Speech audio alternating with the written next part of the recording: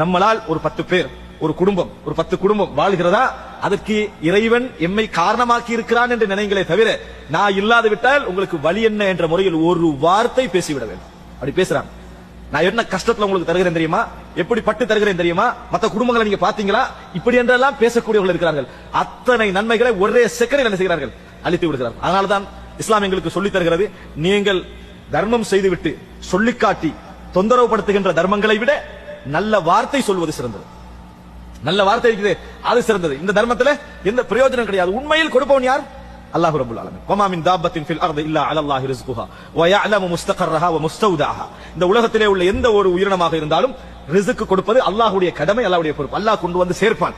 எங்களை காரணமாக்கி இருக்காக அல்லாஹ் தஆலா என்ன செய்யணும், நம்ம அல்ஹம்துலில்லாஹ் என்று சொல்லணுமே ஒழிய ஒரு சின்ன செயல்பாட்டில் கூட என்னால் தான் இவர்கள் என்ற இடத்துக்கு நீங்க என்ன செய்ய வேண்டாம், காட்டிக்கொள்ள வேண்டாம். என்னால் தான் நீங்கள் கொடுத்து விட்டவர்கள் உங்களோடு சந்தோஷமாக பேசுகிறார்களா, உங்கள் உள்ளம் அதனால கலங்குகிறதா, மகிழ்ச்சி அடைகிறதா, அந்த மகிழ்ச்சி மூலம் இறைவனிடத்திலே பாவ மன்னிப்பு கேளுங்க.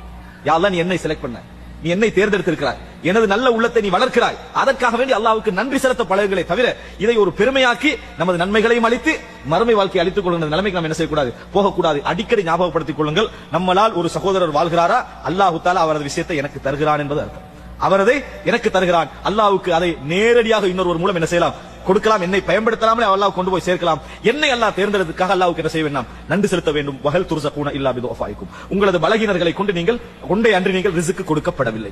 ஆள் மனதிலே பதிவு வைத்துக் கொள்ளுங்கள். அது யாராக இருந்தாலும் சரி, நமது மனைவியாக இருந்தாலும் சரி, பேசுகின்ற பொழுது அந்த பேச்சு சரியாக இருக்கணும். குடும்ப பிரச்சனைகள் வருகின்ற பொழுது, சிக்கல்கள் வருகின்ற பொழுது, கணவனும் மனைவியும் எடுக்கக்கூடிய மோசமான ஒரு முடிவுகள்ல ஒன்றுதான், கணவன் தனது பகுதியை தடுக்கிறது, மனைவி தனது பகுதியை தடுக்கிறது. அந்த குடும்பம் என்ன செய்யாது, சிறந்த ஒரு குடும்பமாக மாறாது. கோபம் இவர்கிட்ட வெளிப்படும், மனைவிடமிருந்து வெளிப்படும். அந்த கோபத்தை தன் குடும்ப கடமைக்குள் இணைத்து விடக்கூடாது. எப்படி அது